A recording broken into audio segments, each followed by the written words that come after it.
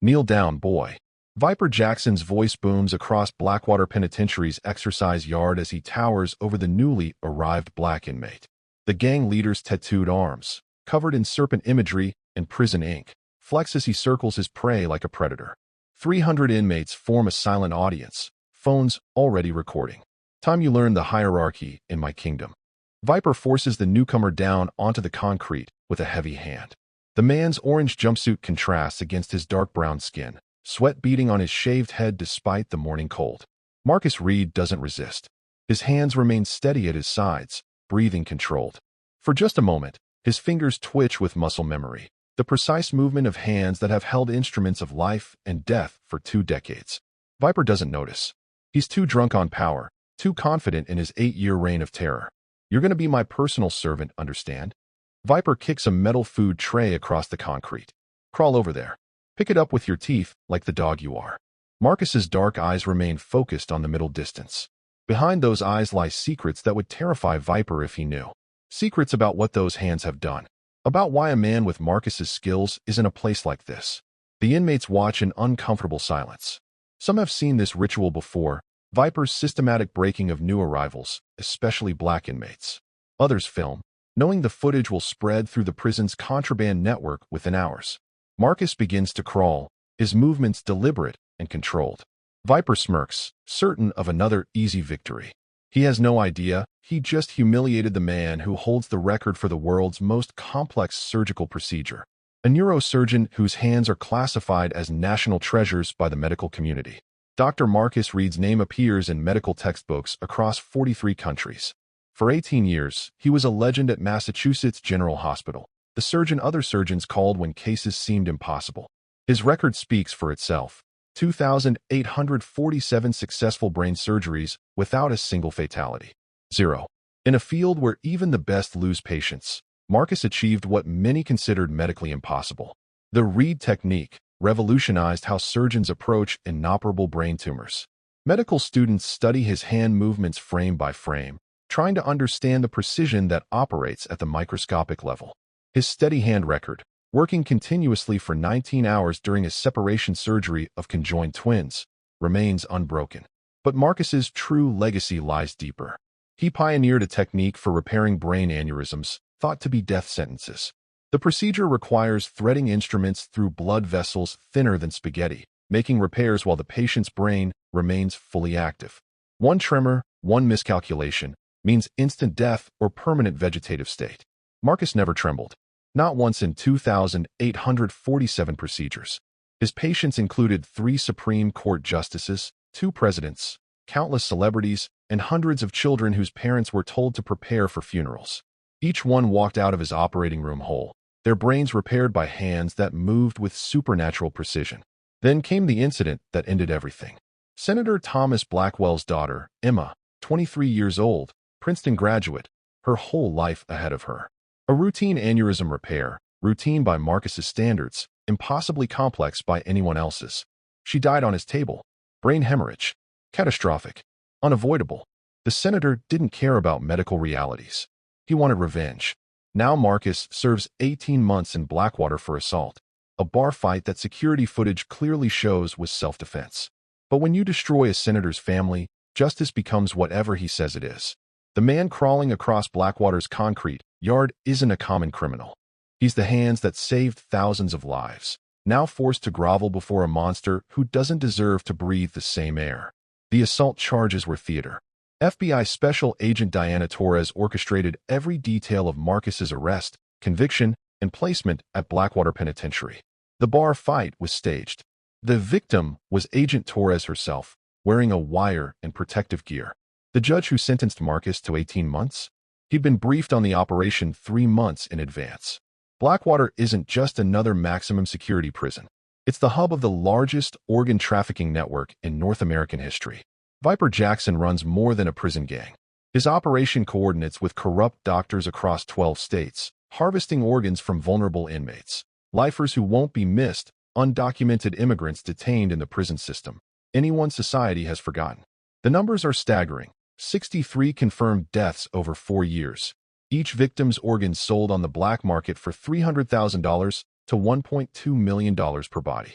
hearts, lungs, kidneys, livers, all harvested in a secret surgical facility hidden within Blackwater's medical wing. The FBI has been hunting this network for 3 years. Traditional investigations failed because Viper's operation is surgical in its precision, literally. Corrupt medical staff cover their tracks perfectly. Death certificates list natural causes. Bodies are cremated before families can request autopsies. They needed someone inside who could survive Viper's brutality long enough to gather evidence. Someone with medical expertise to identify the surgical operation.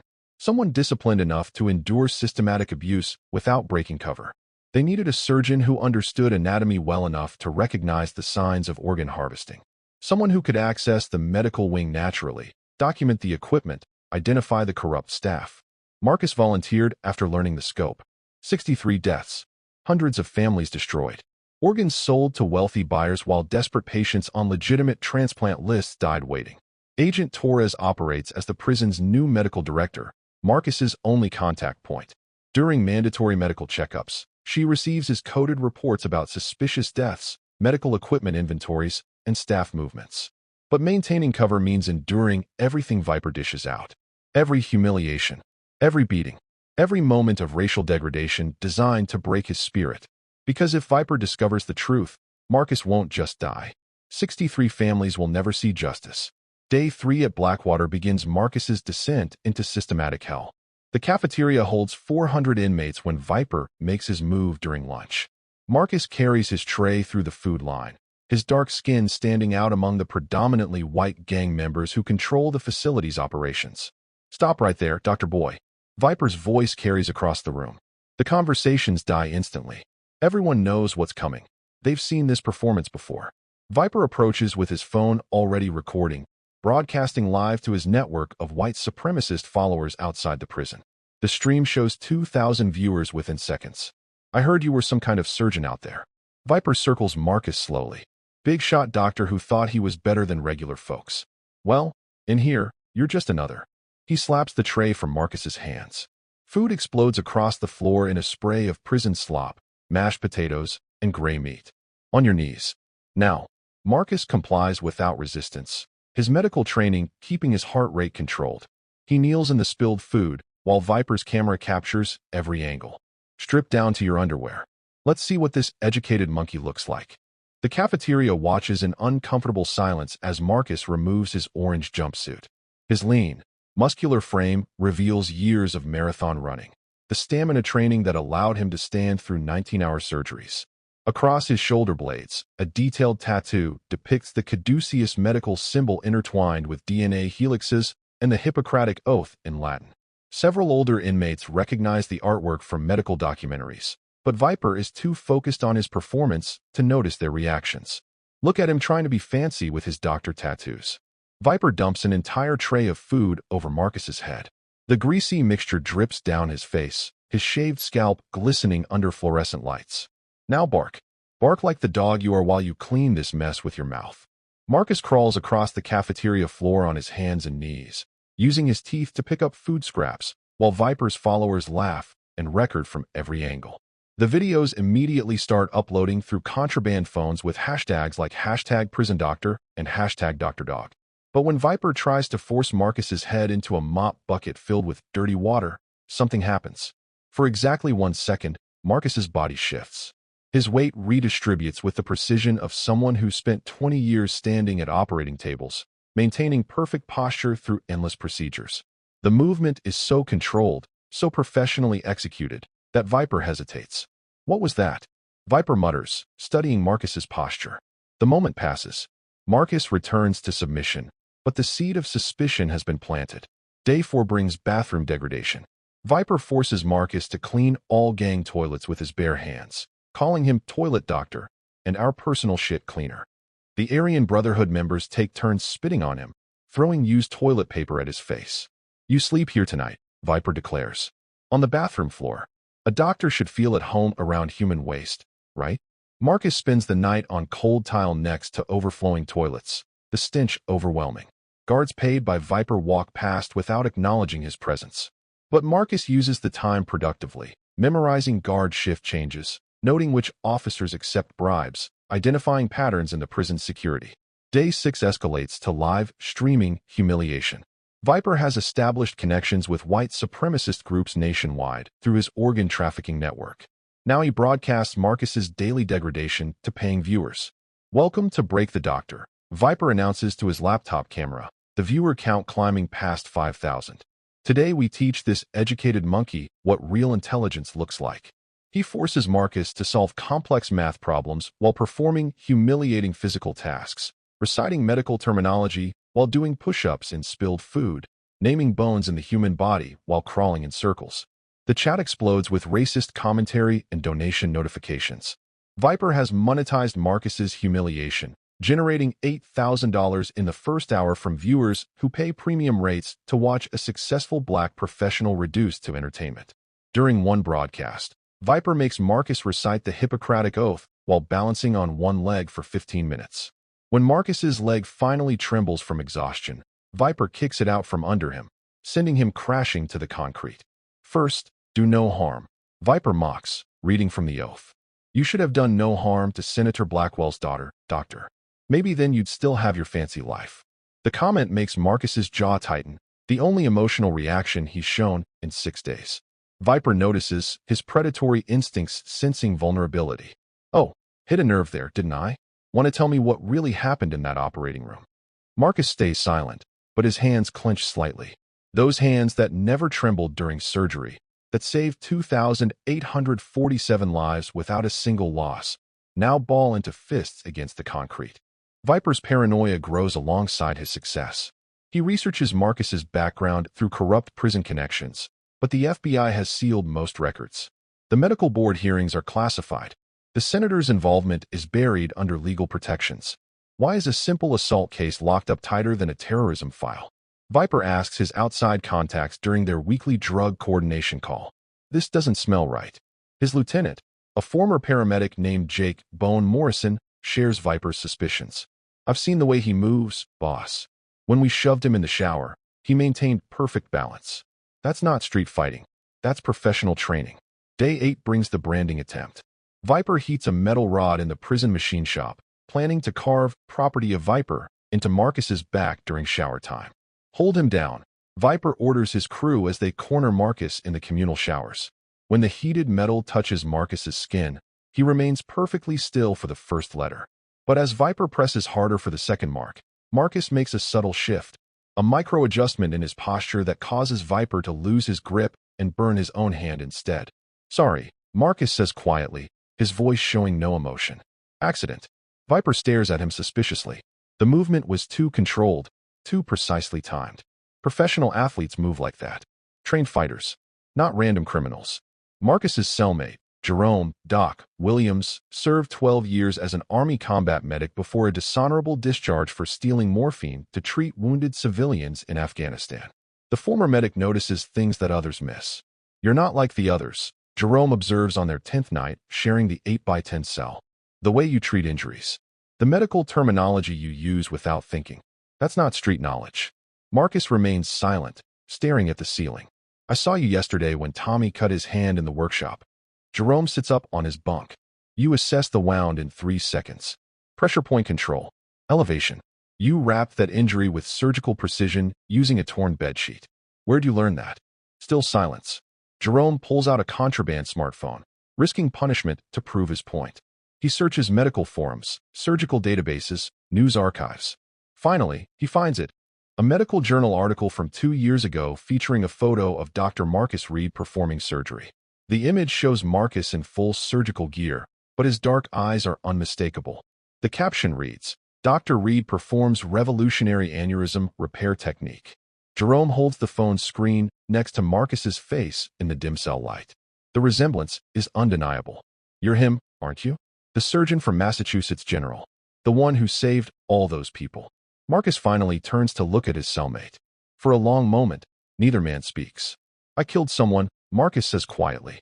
A senator's daughter. My hands, these hands that saved thousands, they failed when it mattered most. Bullshit, Jerome says flatly. I've read your record. 0 failures in 18 years. You don't just suddenly screw up a routine procedure. What really happened? Marcus closes his eyes. Emma Blackwell had an undiagnosed genetic condition. a mutation in her cerebral vessels that wouldn't show on any scan. When I opened her skull, the vessels were like tissue paper. They disintegrated under standard surgical pressure. There was nothing I could do. So the senator blamed you. He's powerful enough to manufacture an assault charge, bribe witnesses, control the narrative. Marcus's voice carries the weight of injustice. And now I'm here. While Viper runs his organ trafficking ring, Jerome says, making the connection, "You're FBI, aren't you?" Marcus doesn't confirm or deny, but his silence is answer enough. Jerome leans back on his bunk, processing the revelation. "That's why you're taking the abuse. You're gathering evidence. But Viper's getting suspicious. I've seen him watching you, studying your movements." "I know. So what happens when he figures it out?" Marcus stares at his hands, the hands that performed 2,847 perfect surgeries, that never trembled, that held the power of life and death. "Then I'll have to decide what matters more, my mission or my oath to do no harm." Week 2 brings physical escalation designed specifically to break a doctor's spirit. Viper organizes medical training sessions where his 3 strongest gang members practice surgery on Marcus. The sessions happen in the prison workshop, away from security cameras that even corrupt guards can't fully ignore. "Since you're a doctor, you should teach us medicine," Viper announces to his gathered crew. Today's lesson, pain tolerance. They strap Marcus to a workshop table. Jake Bone Morrison, the former paramedic, produces a smuggled medical kit, scalpels, forceps, sutures. "Let's see if the great doctor can perform surgery on himself," Viper says, his camera recording for his online audience. "Start with a simple incision. Left forearm, 3 inches. Then suture it closed. No anesthesia, of course." The livestream viewer count exceeds 10,000 as Marcus picks up the scalpel with steady hands. His medical training overrides his survival instincts. The blade angle is perfect, the pressure controlled. He makes the incision with textbook precision, barely flinching as blood wells from the wound. The workshop falls silent. Even Viper's hardened gang members look uncomfortable watching someone cut themselves with professional technique. Marcus sutures the wound closed with the same precision he used to repair brain tissue. Each stitch perfectly spaced, optimal tension, minimal scarring. The entire procedure takes 4 minutes. "Jesus Christ," someone whispers. He didn't even shake. Viper's paranoia spikes. Again, right forearm this time. Deeper. Marcus complies. Another perfect incision. Another flawless closure.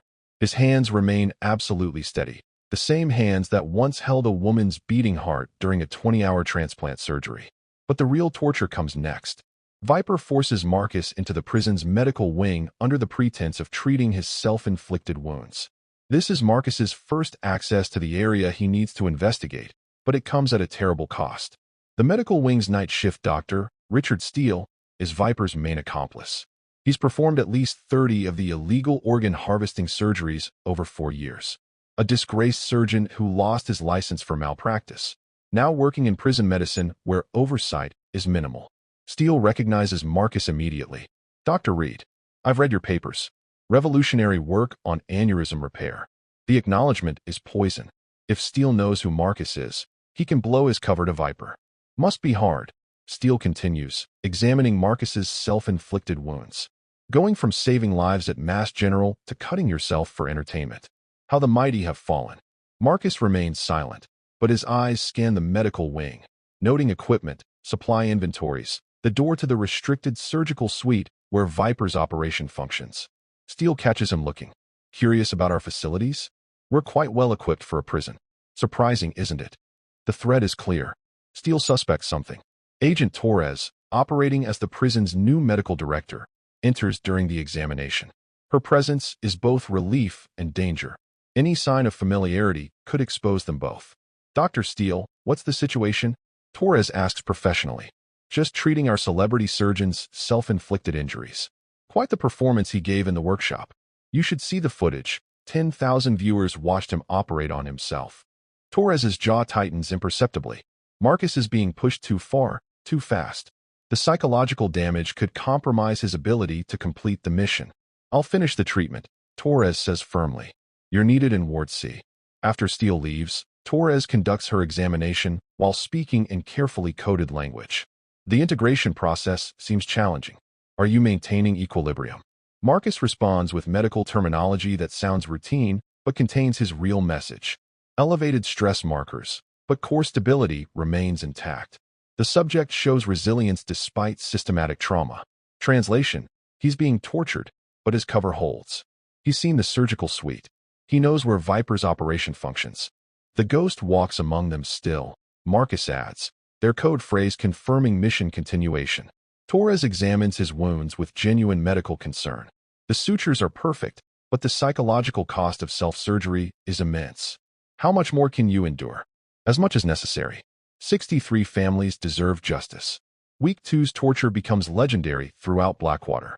Viper forces Marcus to perform increasingly complex medical procedures on himself, removing a wisdom tooth without anesthesia, setting his own dislocated finger, treating a burn by debriding dead tissue with a razor blade. Each procedure is live-streamed. Each performance generates thousands in donations. Each moment of professional competence under torture raises Viper's suspicions higher. No street criminal has that kind of discipline. Viper tells Jake during their weekly coordination call, I want every detail of his background. Medical records, court transcripts, arrest reports. Everything. The investigation begins hitting federal walls. Sealed documents. Classified hearings. Access requires security clearances that trigger immediate FBI alerts. Agent Torres receives the notification at 3 a.m. Viper's outside contacts are digging too deep. If they break through the sealed records, they'll discover Marcus's FBI status. The operation will be compromised. Marcus will be killed before he can testify. The timeline accelerates. Torres makes an executive decision. They need to force Viper's hand before his investigation uncovers the truth. She arranges for an inmate to die in the medical wing. Apparent heart attack. The perfect opportunity for Viper's operation to function while Marcus has access to observe. Week 3 brings the moment Marcus has been working toward. Agent Torres stages the death of an inmate named Robert Ghost Martinez, a federal plant whose apparent heart attack triggers Viper's organ trafficking protocol. Marcus is in the medical wing when the emergency begins, receiving treatment for his latest self-inflicted injuries from Viper's torture sessions. The timing is deliberate. Code Blue, Medical Wing. The announcement crackles over intercoms. Inmate down in cell block D. Dr. Steele rushes past, followed by his surgical team, 3 corrupt nurses and an anesthesiologist, all on Viper's payroll. They wheel Martinez's body into the restricted surgical suite that Marcus has only glimpsed from outside. You. Steele points at Marcus. You're a doctor. We need an extra pair of hands. Get in here. The invitation is suspicious. Why would they include an inmate? But Marcus realizes this is his opportunity.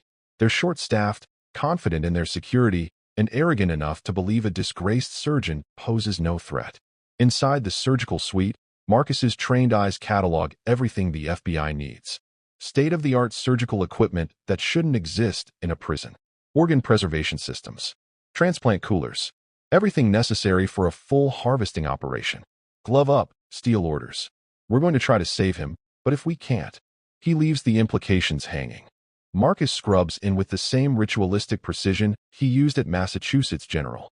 The muscle memory is automatic. Soap, water temperature, the exact number of scrubs per surface area.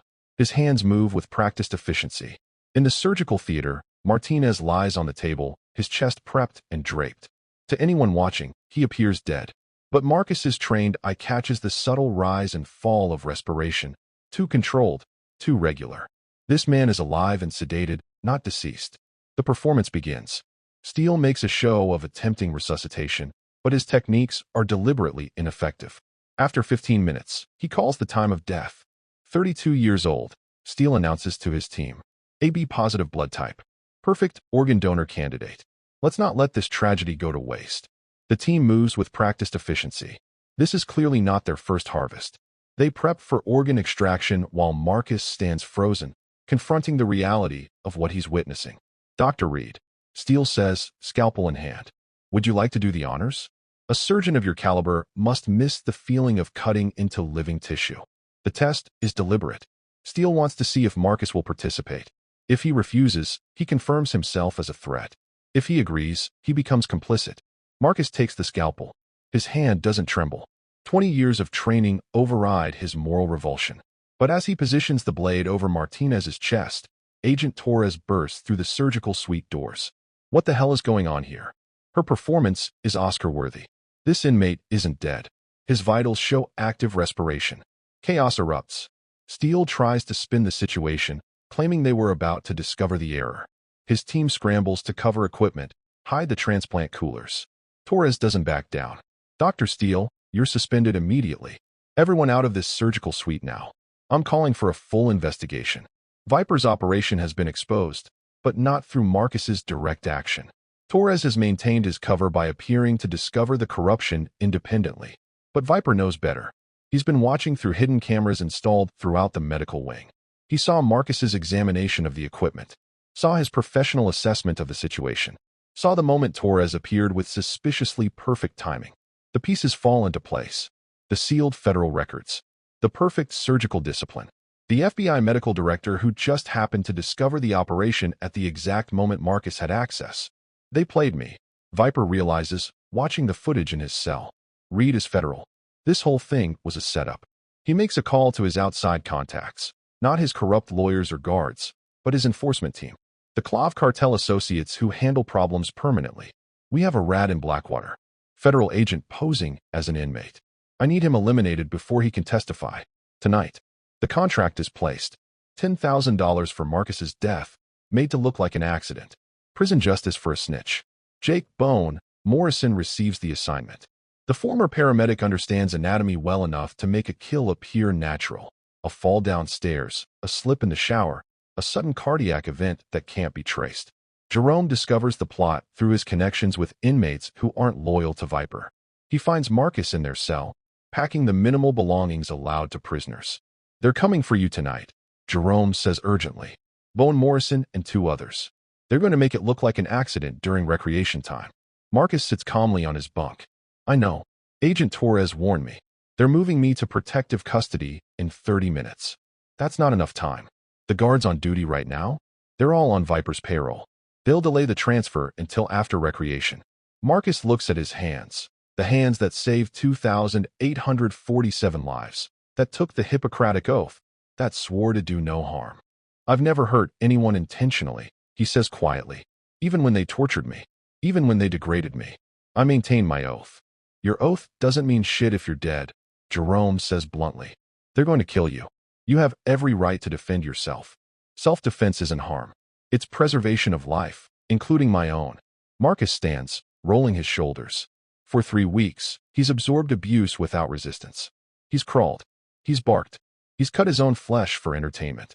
Now he has legal and moral justification to defend himself. And Viper has no idea what that means. When they come, Marcus says, stay in the cell. Don't get involved. What happens next won't be pretty. Recreation time arrives. 200 inmates file into the yard while corrupt guards position themselves to block security camera angles.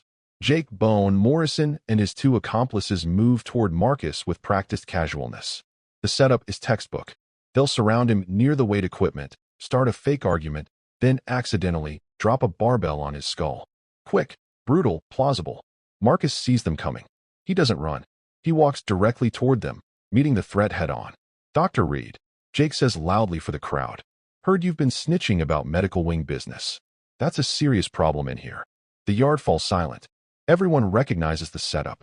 The phones come out, ready to record another inmate's brutal end. I'm not a snitch, Marcus says calmly. I'm a federal agent conducting an investigation into organ trafficking. And you're all under arrest. The declaration stuns everyone. Federal agent? The words don't compute. Jake laughs nervously. You're crazy, Doc.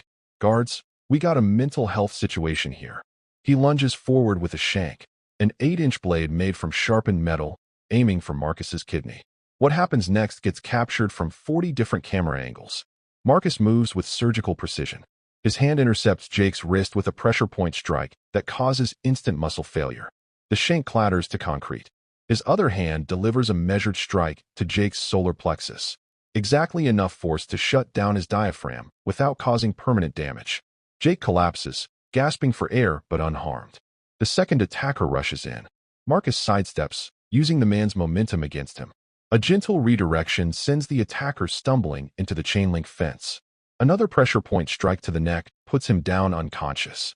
The third attacker freezes, realizing he's witnessing something impossible. This isn't prison fighting. This is professional combat precision that requires years of training. I'm a surgeon, Marcus says, his voice steady. I know every nerve cluster, every pressure point, every vulnerability in the human body. I've spent 20 years learning how to save lives by understanding exactly how bodies work. He steps toward the frozen attacker. That means I also know exactly how to disable someone without causing permanent harm. It's my specialty. The attacker drops his weapon and backs away. FBI agents flood the yard, appearing from every entrance. Agent Torres leads them, her credentials displayed prominently. Marcus Reed is a federal agent conducting an undercover operation, she announces to the stunned inmates. Anyone who interfered with this operation is now facing federal charges. The phones that recorded Marcus's humiliation now capture his vindication. The hashtags flip from hashtag #DrDog to hashtag FBI Doctor within minutes.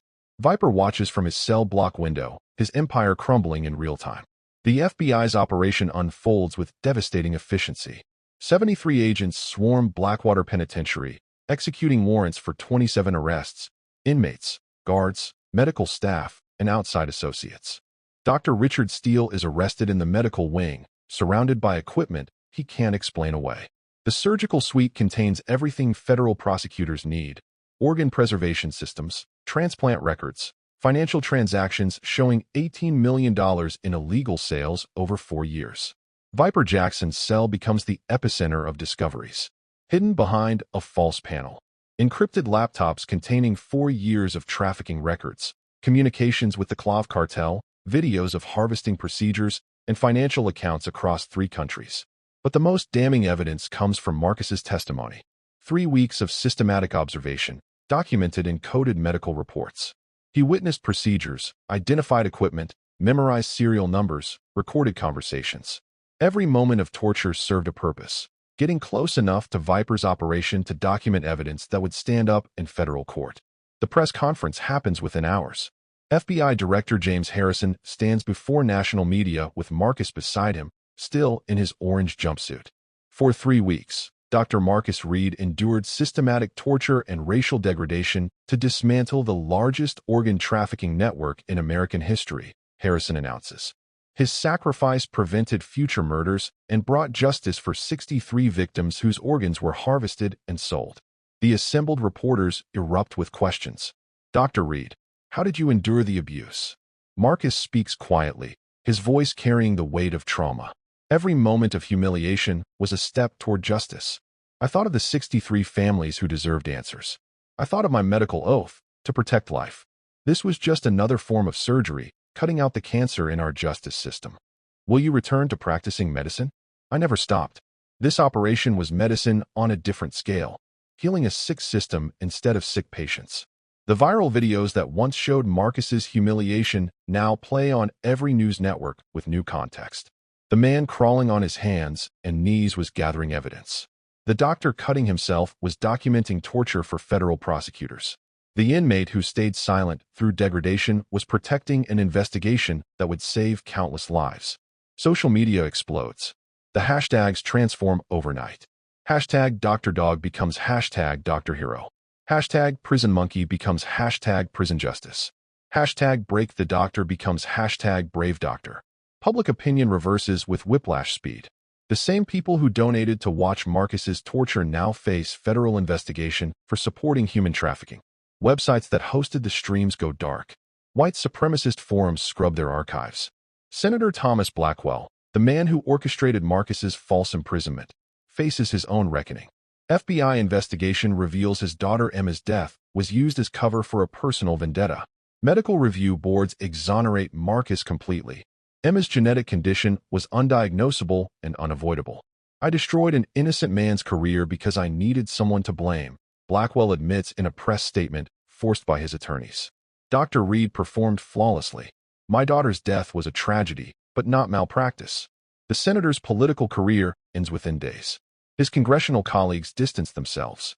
Investigation into his connections with private prison corporations reveals deeper corruption.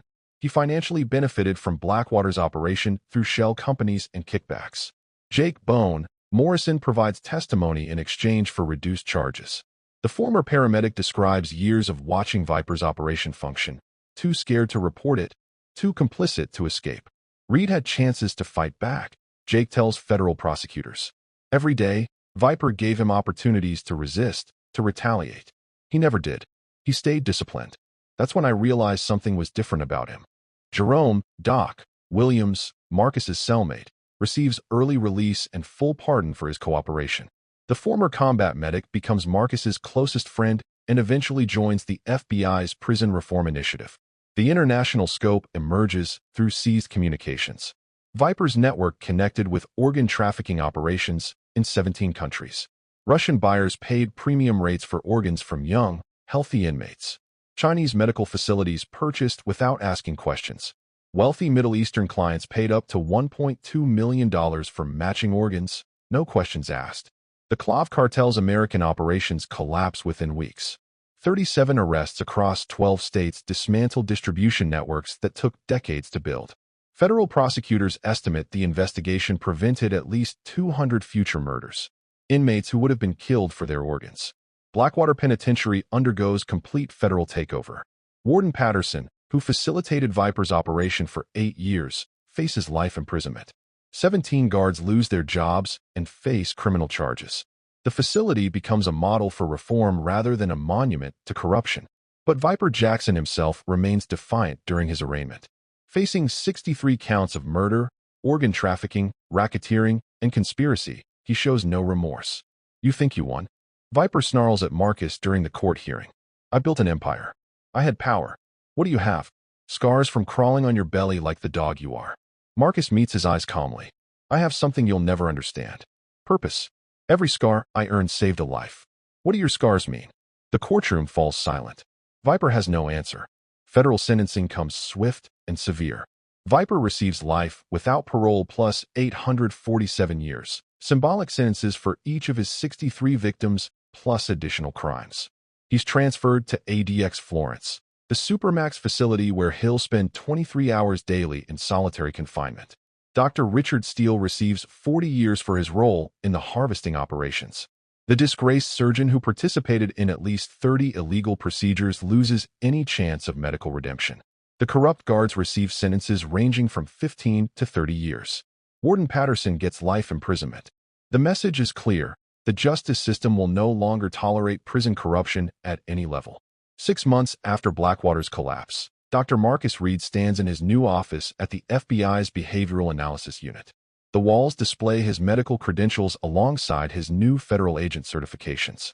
His dual expertise, medicine and investigation, makes him uniquely qualified for the Bureau's Prison Reform Initiative. But the trauma from those 3 weeks runs deep. Marcus attends mandatory therapy sessions with Dr. Patricia Chun, a psychologist specializing in undercover agent recovery. You experienced systematic racial degradation designed to destroy your sense of self, Dr. Chun says during their weekly session. The fact that you maintained psychological stability is remarkable, but the wounds are still there. Marcus stares at his hands, the hands that performed 2,847 perfect surgeries, that cut his own flesh for entertainment, that defended his life with surgical precision. I dream about it, he admits. Every night. I'm back in that cafeteria, crawling on my hands and knees while they call me those names. I wake up feeling dirty, less than human. That's normal. You underwent torture, psychological, physical, and racial. Healing takes time. How much time? When do I stop hearing Viper's voice calling me boy? When do I stop flinching when someone yells? Dr. Chin leans forward.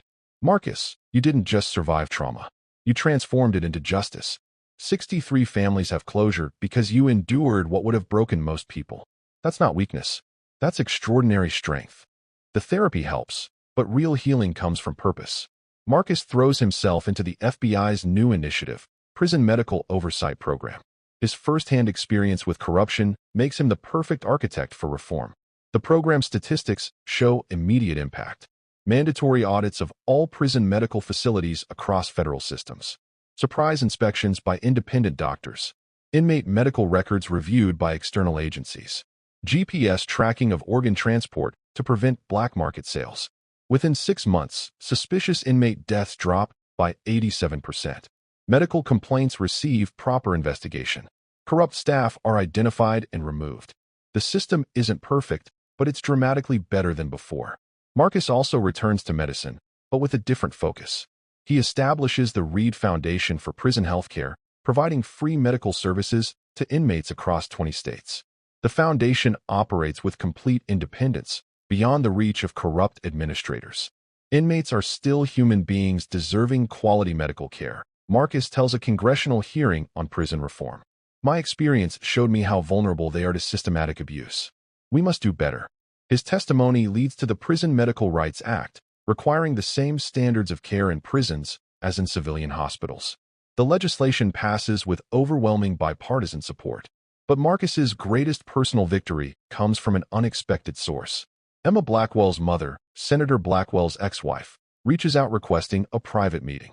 They meet at a quiet cafe in Boston, the woman who lost her daughter facing the man wrongly blamed for that loss. I need you to know something, Mrs. Blackwell says, tears in her eyes. My husband destroyed your life out of grief and pride. But I've read the medical reports. I've spoken with specialists. What happened to Emma wasn't your fault. Marcus has heard the exoneration before, but hearing it from Emma's mother carries different weight. She had a genetic condition so rare it only occurs in 1 in 10 million people, Mrs. Blackwell continues. The mutation was undocumented in medical literature. No skin could have detected it. No surgeon could have saved her. I failed her, Marcus says quietly. My hands have saved thousands, but they couldn't save her. No, you gave her every possible chance. The medical review board was unanimous. Your surgical technique was flawless. Emma's vessels were so fragile they would have ruptured during any procedure or spontaneously within months. You didn't kill my daughter. Nature did. The absolution doesn't erase Marcus's guilt, but it helps. Mrs. Blackwell becomes an advocate for his foundation, using her late daughter's name to raise awareness and funding. Jerome Doc Williams joins Marcus at the FBI, bringing his combat medical experience to the Prison Reform Initiative. The former Army medic becomes Marcus's closest confidant, someone who understands trauma, redemption, and second chances. You know what I admire most about you? Jerome says during a late night working on case files. You could have fought back any moment during those 3 weeks. You had the skills, the justification, but you stayed disciplined. That's warrior mentality, knowing when not to use your power. I took an oath, Marcus replies. First, do no harm, even to people harming me. But you defended yourself when necessary. That's the balance most people never learn. The friendship helps Marcus process his experience. They work together documenting other suspected corruption cases, traveling to prisons nationwide, interviewing inmates who report medical neglect or abuse. Their partnership saves lives. A suspicious death at a Texas facility leads to discovering another harvesting operation.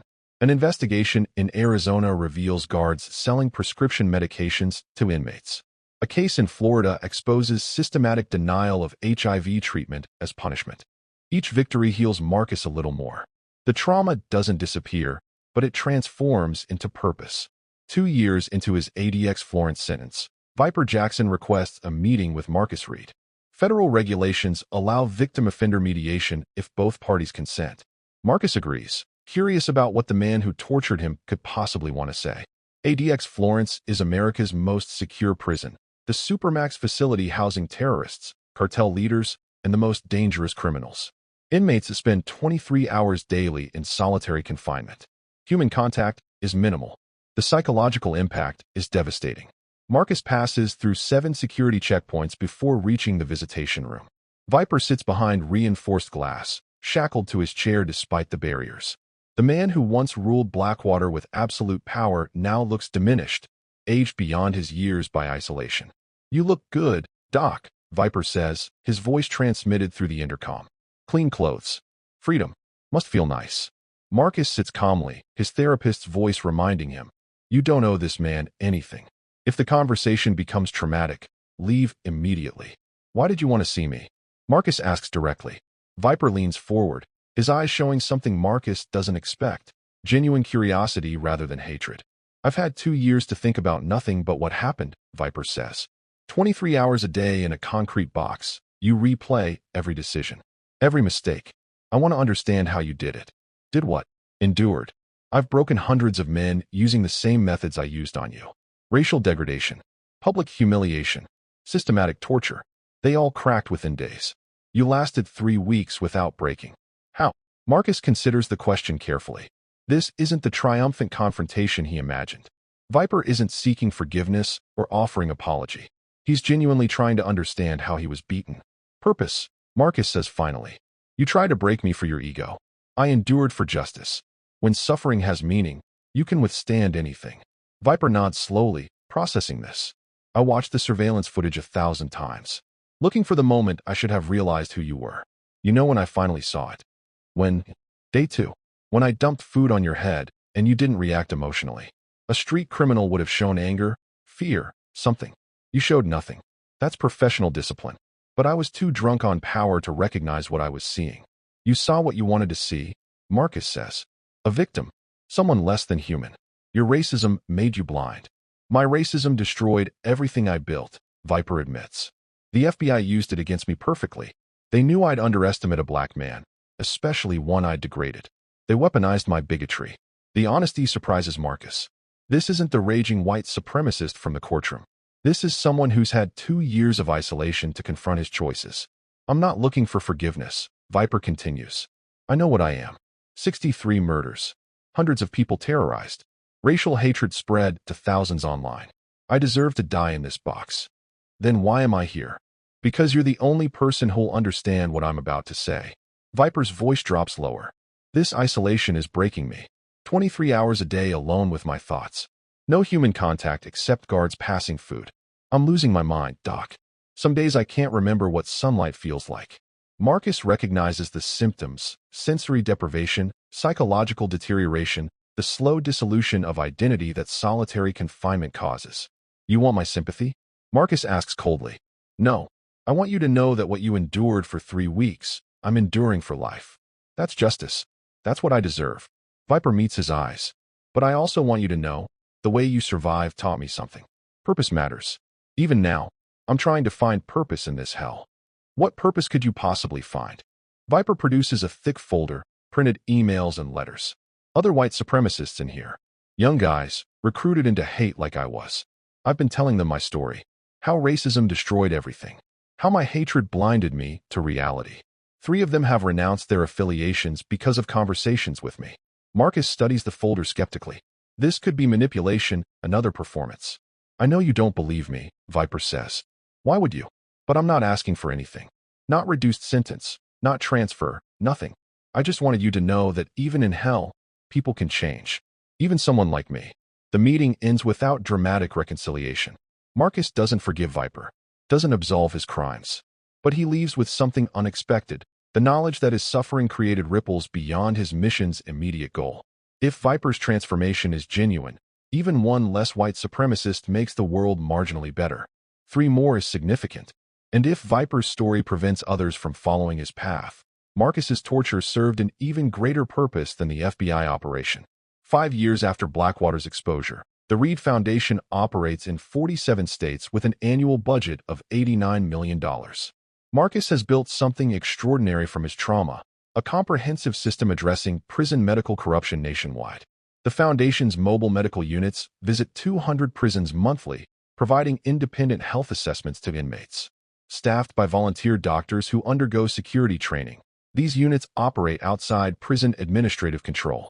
Inmates can report medical concerns confidentially, without fear of retaliation. The statistics validate the model. Suspicious inmate deaths drop 91% at facilities receiving regular Foundation visits. Medical complaint resolution improves from 12% to 87%. Preventable deaths from neglect decline by 94%. Discovery of 3 additional organ trafficking operations in Oklahoma, Nevada, and Georgia. But Marcus's greatest innovation is the Prison Medical Advocate Program, training former inmates like Jerome to serve as patient advocates inside facilities. These advocates understand both medical terminology and prison culture, bridging the gap between inmates and healthcare providers. We've certified 847 advocates in 3 years, Jerome tells a medical conference. Each one serves 200 to 300 inmates. That's coverage for over 200,000 people who previously had no voice in their healthcare. The program faces resistance from traditional prison administrators who view advocate involvement as undermining authority. But the Reed Foundation's independent funding, supported by donations from families Marcus saved during his surgical career, makes them immune to political pressure. Senator Patricia Morrison, no relation to Viper's lieutenant, becomes the Foundation's strongest congressional ally. She sponsors the National Prison Healthcare Standards Act, requiring federal oversight of all correctional medical facilities. Dr. Reed's experience exposed systematic failures that exist nationwide. Morrison tells the Senate floor, "We incarcerate 2.3 million Americans. They don't lose their right to medical care when they lose their freedom."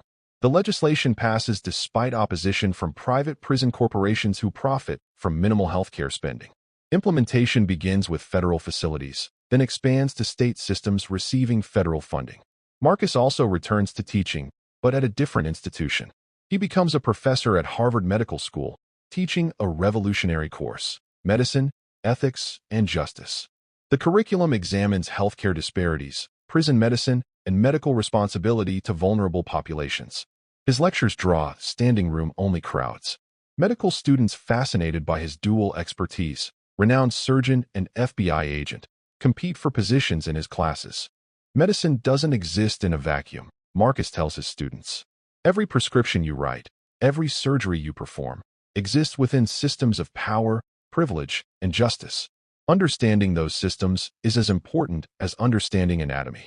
He shares his Blackwater experience carefully, edited for educational purpose. The story of enduring torture to expose corruption becomes a case study in ethical decision-making under extreme circumstances. "I violated my oath to do no harm," Marcus admits during one lecture. "I cut my own flesh. I participated in a system of violence. But I did it to stop greater harm, the murder of 63 people and counting." Medicine requires constant negotiation between competing ethical principles. A student raises her hand. "How do you live with the trauma? The racial degradation? Doesn't it affect how you practice medicine?" Marcus pauses, considering his answer carefully. "Every day, I still have nightmares. I still hear the slurs. But trauma doesn't have to destroy you. It can transform into purpose. My experience made me a better doctor because I understand vulnerability, powerlessness, and systematic abuse in ways I never could have learned from textbooks." The Reed Foundation also launches the Second Chance Medical Program, providing scholarships for formerly incarcerated individuals to pursue medical careers. The program recognizes that many inmates possess intelligence and dedication but lack opportunity. Tommy Martinez, the federal plant who died to expose Blackwater's operation, becomes the program's first graduate. The former undercover agent completes nursing school and joins the Foundation's mobile medical units. "I saw what Marcus endured to expose that corruption," Tommy tells applicants during orientation. "If he could survive that hell with purpose, we can overcome our own challenges to serve others." The scholarship program graduates 43 students in its first 3 years. Each one brings unique perspectives from lived experience in the justice system. They understand inmates' fears, recognize signs of abuse, and communicate with credibility that outside doctors lack. Hollywood comes calling, offering $40 million for film rights to Marcus's story. After consultation with the 63 victims' families, Marcus donates every penny to victim compensation funds and prison reform initiatives. The movie, The Ghost Doctor, starring Denzel Washington, becomes the year's highest-grossing drama. More importantly, it spreads awareness about prison medical corruption to mainstream audiences who never considered the issue. But Marcus's most meaningful work happens in quiet moments that don't make headlines. A terrified inmate in Alabama calls the Foundation's hotline reporting suspicious surgical pressure. Marcus investigates personally, discovering a forced sterilization program targeting mentally ill prisoners. The exposure leads to 17 arrests and systemic reforms. An elderly inmate in Oregon denied cancer treatment rights to the Foundation. Marcus coordinates pro bono legal representation and medical intervention. The man receives proper treatment and eventually early compassionate release to spend his final months with family. A transgender inmate in Texas faces systematic denial of hormone therapy and abuse from staff. The Foundation's intervention forces facility compliance with medical standards and protects the inmate from retaliation. These individual victories accumulate into systemic change. Each exposed corruption case creates legal precedent. Each saved life validates the Foundation's mission. Each reformed facility becomes a model for others. 7 years after Blackwater, Marcus returns to the facility that nearly destroyed him. Now called Blackwater Rehabilitation Center, after complete federal reform, the prison bears little resemblance to the hellhole Viper ruled. The transformation is remarkable. Where racial segregation once divided the yard, integrated programs bring diverse inmates together for education, job training, and therapy. Where corruption allowed harvesting operations, transparent medical oversight ensures quality care. Where violence defined daily life, restorative justice programs address conflict through dialogue.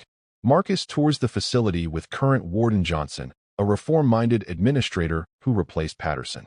We use your experience as training material for all staff, Johnson explains. Every guard, every administrator learns about your infiltration. It reminds them that we serve the public, not personal interests. They passed the cafeteria where Marcus was forced to crawl and bark. Now it's a clean, respectful space where inmates eat meals without fear of violence. A mural on the wall depicts the Reed Foundation's logo, a caduceus intertwined with broken chains. Some of the older inmates remember you, Johnson says. They asked if you'd speak to the population. Share your story. Marcus agrees, stepping onto the same concrete yard where Viper once ruled. 200 inmates gather, black, white, Latino, Asian, all races and backgrounds, sitting in respectful attention. My name is Dr. Marcus Reed. He begins, his voice carrying across the yard. 7 years ago, I stood in this exact spot and allowed a racist bully to force me to my knees, to call me boy, to treat me like an animal. The inmates listen in absolute silence. I had the skills to fight back. I'm a surgeon. I understand human anatomy better than most people on Earth. I could have disabled Viper Jackson anytime I wanted. But I didn't, because violence wasn't the answer. He walks among them, making eye contact with individuals.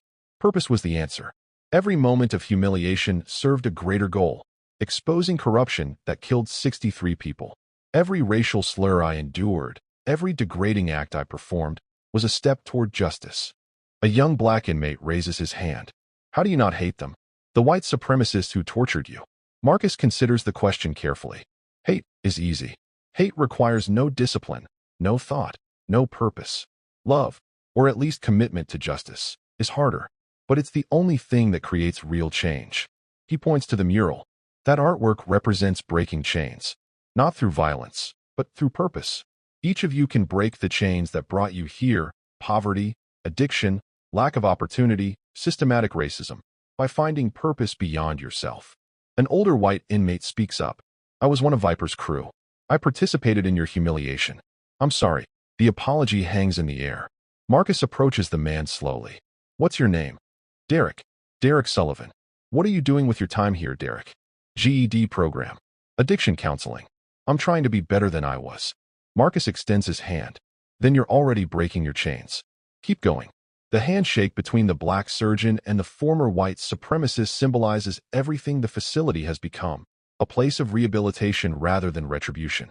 After the speech, Marcus visits the medical wing. Agent Torres, who left the FBI to become Blackwater's permanent medical director, shows him the transformed facilities. We've had 0 suspicious deaths in 5 years, Torres says proudly. Full transparency. External audits. Inmate medical advocates on staff. And Steele's surgical suite, converted to a legitimate emergency room. We've saved 12 lives in the past year. Inmates who would have died in the old system because transporting them to outside hospitals took too long. Marcus runs his hand along the surgical table where he once almost participated in illegal harvesting. Now it saves lives legally. The transformation feels complete. But the real full-circle moment comes when Jerome introduces Marcus to the facility's newest medical advocate, Jake "Bone" Morrison, the former paramedic who once tried to kill Marcus on Viper's orders. Dr. Reed, Jake says, his voice shaking with emotion. I did 12 years for my role in the trafficking. I've spent every day since trying to make up for what I did to you, to the victims. Marcus studies the man who once held a shank aimed at his kidney. Tell me about your work here. For 30 minutes, Jake describes his advocacy, helping diabetic inmates manage their conditions, ensuring cancer patients receive chemotherapy, protecting vulnerable inmates from medical neglect. His medical training, once used for evil, now serves legitimate purpose. I can't undo what I did, Jake says finally, but I can spend the rest of my life helping people instead of hurting them. You showed me that was possible. How? When you defended yourself in the yard, you could have killed me. Hell, you should have. But you just disabled me. Precisely, surgically, with the minimum force necessary. That moment taught me more about strength than 8 years following Viper ever did. Marcus shakes his hand. Keep doing the work. That's how you make amends. The visit ends at the prison cemetery where victims of Viper's operation are now memorialized. 63 headstones bear names, dates, and the inscription, "Taken unjustly, remembered always. Justice served through sacrifice." Marcus stands before the memorial, thinking of the 3 weeks he endured to give these families answers. The torture, the degradation, the systematic attempt to break his spirit, all of it mattered because these people mattered. Agent Torres joins him. "You okay?" "I'm thinking about whether it was worth it. 3 weeks of hell. Years of trauma. Nightmares that still wake me up." And Marcus touches one of the headstones, a young man named David Chun who died at 24. His organs harvested and sold for $800,000. It was worth it. Every moment of suffering. Because David mattered. They all mattered. And now their families have justice. The documentary Hidden Surgeries, Inside America's Prison Medical Crisis, premieres on Netflix, featuring Marcus's story alongside investigations into ongoing prison medical corruption nationwide. The film reaches 47 million viewers in its first month, sparking national conversation about healthcare in correctional facilities. Marcus uses the platform to deliver a message that transcends his personal story.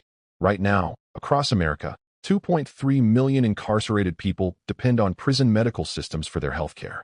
Many facilities provide excellent care, but corruption still exists. Neglect still happens. People still die from preventable causes because society has decided they're not worth saving.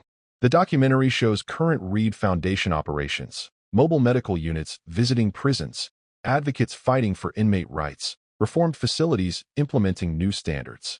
But it also exposes ongoing problems at facilities without oversight. This isn't just about prisons, Marcus continues. It's about how we treat the most vulnerable among us. If we can justify neglecting prisoners, who's next? The homeless? The mentally ill? The elderly in nursing homes? Justice requires protecting everyone, especially those without power to protect themselves. The response is overwhelming. The Reed Foundation receives $34 million in donations within 2 weeks of the documentary's release. 300 doctors volunteer for mobile medical units. 12 states pass legislation strengthening prison medical oversight. But Marcus's message reaches beyond policy changes. His story becomes a case study in purpose overcoming trauma, in justice requiring sacrifice, in the power of one person committed to exposing corruption. Speaking engagements take Marcus across the country. Universities, medical schools, law enforcement agencies, community organizations, all want to hear how he endured and what he learned. His core message remains consistent. Strength isn't about dominating others. Real strength is knowing when not to use your power. Viper Jackson was physically strong, politically powerful, and absolutely convinced of his superiority. But he was weak where it mattered, morally, ethically, spiritually. His strength destroyed him. My restraint saved lives. The Reed Foundation establishes the Viper Jackson Scholarship for former white supremacists seeking education and rehabilitation. The provocative name sparks controversy, but Marcus defends it publicly. Viper Jackson represents what happens when racism meets power, systematic evil that destroys countless lives. But even he changed after years of isolation forced him to confront his choices. If someone that far gone can find redemption, anyone can. This scholarship honors the possibility of change, not the man who needed it. 10 years after Blackwater, the first recipient of that scholarship graduates with a nursing degree. His name is Derek Sullivan, the former Viper crew member who apologized to Marcus in the prison yard. He joins the Reed Foundation staff, working alongside the man he once helped torture. "Dr. Reed gave me something I didn't deserve," Derek says during his hiring ceremony. "A second chance. Now I spend my life giving second chances to others." That's how healing works, passing on what you've received. The Foundation's statistics tell a story of systemic transformation. 847 medical advocates certified and working in facilities nationwide. 91% reduction in suspicious prisoner deaths at facilities with Reed Foundation oversight. 2,847 individual intervention cases, matching Marcus's surgical record, preventing medical neglect deaths. 0 organ trafficking operations discovered in any facility under Foundation monitoring. But the numbers Marcus values most aren't statistical, they're personal. The letters he receives from families whose loved ones received proper medical care. The inmates who write thanking him for advocates who listened to their concerns. The reformed staff members who found purpose in protection rather than punishment. One letter comes from an unexpected source. Viper Jackson, still in solitary at ADX Florence, writes after 11 years of isolation. Dr. Reed, I know I don't deserve your attention, but I wanted you to know. I've spent over a decade thinking about the 3 weeks I tortured you, about the 63 people I killed, about the racism that blinded me to humanity. Solitary confinement is hell, but it's given me something I never had before: time to understand what I destroyed. I've renounced the Aryan Brotherhood. I've written letters to victims' families, most unanswered, as they should be. I've counseled 17 other white supremacists toward better paths. None of this earns forgiveness, but it's all I can do from this concrete box. You showed me that purpose matters more than power. Thank you for that lesson, even though I had to lose everything to learn it. Marcus doesn't respond to the letter. Viper's redemption isn't his responsibility, but he files it with the Foundation's archives, evidence that even in America's darkest corners, change remains possible. The final scene of Marcus's journey happens not in a courtroom or prison, but in a small examination room at Massachusetts General Hospital. For the first time in 10 years, Marcus sees patients as a surgeon rather than an FBI agent. His hands haven't performed complex surgery since Emma Blackwell's death. Fear of failure, trauma from Blackwater, the weight of his new mission, all of it kept him away from operating rooms. But today's patient is special. A 12-year-old black girl named Zara Williams with an inoperable brain tumor. 3 surgeons have refused the case. Too complex, too risky, almost certainly fatal. Her mother sits in Marcus's office, tears streaming down her face. They said she has 3 months. That surgery would kill her faster than the tumor. But I've read about you, Dr. Reed. About what your hands can do. Please. Marcus looks at his hands. The hands that saved 2,847 lives. That endured torture without trembling. That cut their own flesh with surgical precision. That defended his life with measured force. I need to be honest with you, he says carefully. I haven't performed surgery in 10 years. My last case, the patient died. A senator's daughter. It destroyed my career. I know. I've read everything about your case. The genetic condition that couldn't be diagnosed. The senator who blamed you unfairly. The FBI operation that vindicated you. The mother leans forward. Dr. Reed, you're the only person who might save my daughter. I'm not asking for guarantees. I'm asking for a chance. Marcus studies Zara's scans. The tumor is located in the most dangerous possible position, wrapped around major blood vessels, pressing against critical brain tissue. One wrong move means death or permanent brain damage. But he sees a path, a surgical approach so delicate, so precise, that only hands with his level of control could attempt it. The Reed technique, applied to its most challenging case ever. I'll need to assemble a specific team, Marcus says finally. Specialists I trust completely. The surgery will take at least 15 hours. The risks are substantial. But you'll try? Marcus nods slowly. I'll try. The surgery takes 19 hours, matching his previous record. Every moment is recorded for medical education. Marcus's hands move with the same supernatural precision they possessed a decade ago, perhaps enhanced by everything he's endured since. The tumor is removed completely. Zara wakes up in recovery, brain function intact, asking for her mother. As Marcus removes his surgical gloves in the scrub room, he experiences something he hasn't felt in 10 years: complete peace. The fear that failure haunted his hands is gone.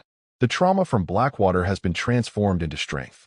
The purpose that sustained him through 3 weeks of hell now guides his surgical precision. Agent Torres, who traveled from Blackwater to witness the surgery, finds him in the surgeon's lounge. How do you feel? She asks. Like I've finally completed the journey, Marcus says, looking at his hands one final time. Through hell, through justice, back to healing. This is why I became a surgeon, to give people like Zara a chance at life. And Viper? The torture? Does it still haunt you? Always. Trauma doesn't disappear, but I've learned to carry it with purpose. Every nightmare reminds me why the work matters. Every scar tells a story of justice served. I wouldn't wish my experience on anyone, but I wouldn't trade it either. It made me who I am. The documentary ends with Marcus teaching that medical school class, reformed prisoner advocates working in facilities nationwide, families of Viper's victims finally finding peace, and young Zara Williams returning to school with a future that shouldn't have existed. Marcus's final words to camera capture everything his journey represents. Society will judge you by your worst moments if you let it. A racist bully forced me to my knees and tried to break my spirit. A senator destroyed my career to satisfy his grief. A corrupt system tried to silence my voice. But purpose defeats prejudice every time. Discipline overcomes degradation. Justice outlasts hatred. Right now, Someone watching this is experiencing their own hell. Maybe you're facing systematic racism. Maybe corruption has destroyed your career.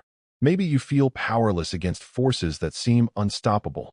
I want you to know, your suffering can have purpose if you choose to give it meaning. The Reed Foundation exists because I transformed 3 weeks of torture into lifelong commitment to justice. We've saved over 2,000 lives in 10 years by refusing to accept that some people don't matter. You can do the same in your sphere of influence. Find your purpose. Endure with discipline. Fight for justice without becoming the monster you oppose. That's how individuals change systems. That's how temporary suffering creates permanent change. Visit reedfoundation.org to learn about prison medical advocacy, report suspected corruption, or volunteer your skills.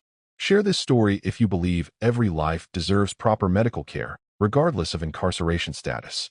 Comment below about how you'll transform your own suffering into purpose. Remember, strength isn't about dominance. Real power is knowing when not to fight, and fighting only for those who cannot fight for themselves. The most dangerous person in any room isn't the one making threats.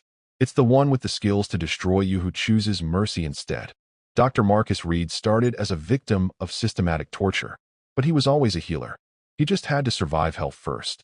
The final image shows Marcus and Zara Williams together, the surgeon and the patient whose life he saved, standing in front of the Reed Foundation headquarters. Proof that purpose defeats prejudice, that justice requires sacrifice, and that even from the deepest hell, redemption remains possible for those brave enough to seek it.